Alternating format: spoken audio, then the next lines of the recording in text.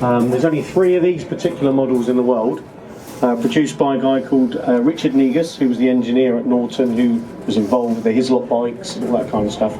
So this is as close to the Hislop bike you can get with a number plate. And it's a pretty dangerous machine. Yeah, this is a customer's bike, it doesn't belong to us, it's not part of our collection. We bought it today because the guy wants to sell it. So if anyone wants an exotic motorcycle, the guy's just spent £10,000 having this bike rebuilt to this condition. So would he take 11? You probably won't know.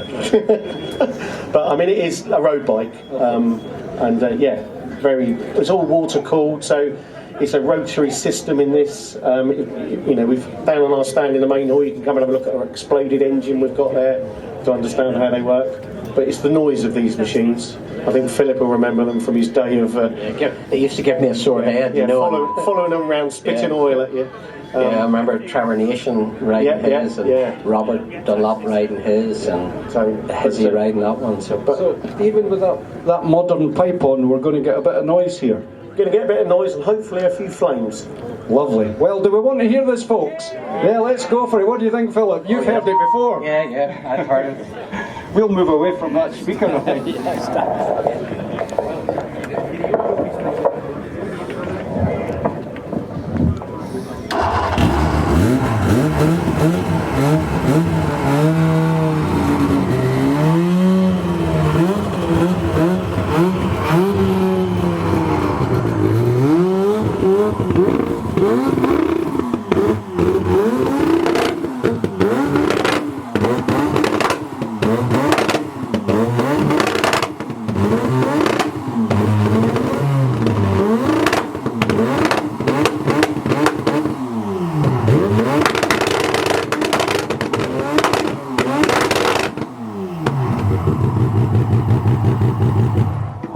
Fantastic, what I did, that's fabulous, thanks guys, absolutely brilliant. What do you think, Philip?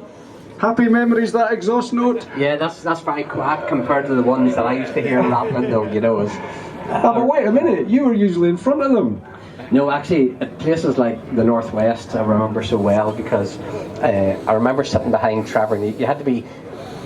Those bikes were really, really powerful bikes. They were so fast it was unreal. You know, anyone that rode one, even Hizzy knew he could win the TT in that bike if it just lasted the TT. It was so fast and he was good in the corners as well. But I remember at the Northwest 200, you had to over-gear. If you wanted to like sit in the slipstream on one of those bikes, you had to gear your RC30 slightly too high. Really? So if you weren't in the slipstream, your bike couldn't pull it. Mm-hmm. So my RC30 was geared slightly too high, and I'd be sitting behind that bike, not that one obviously in particular, but the same model, and I'd be going heading towards Coleraine station corner, but the thing wasn't even going right, and it was all like, that was the noise of it, like, but it sounded like it wasn't even going right, and I was sitting in a slipstream, you know, and then you would sit there, and then at the last you would just try to pull out and get out past it and outride it on the coast road, you know. But no, there were some machine. The noise out of that bike on full revs was unreal. And there was a few flames spitting out the back? Oh yeah, everything, Jesus, it was just like, it was like this machine gun going in front of you, firing everything at you, you know. It's unreal. There's a taste of you in every meal. There is something strange between you and me. Give me some fuel for the fire.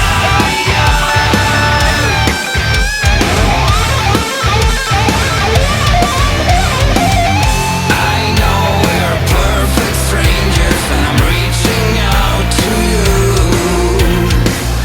We got to be together.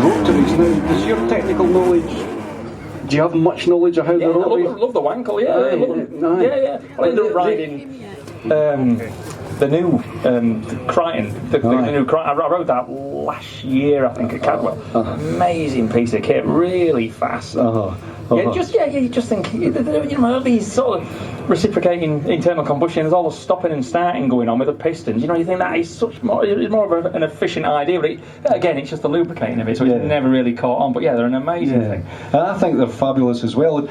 You know the old flames spitting out the back and everything, and these things. I love that. Now, apparently, am I right, Carl? There's only 3 of these on the planet. This particular model, yeah. Yeah, of that particular model. I think one's a blue one, one's a yellow, and this is the famous black one. And this one's for sale, folks. And my wife's somewhere in the audience, and I suggested maybe we could look at that, but I got the knockback on that one. I'm not getting that Norton, I'm sorry to say.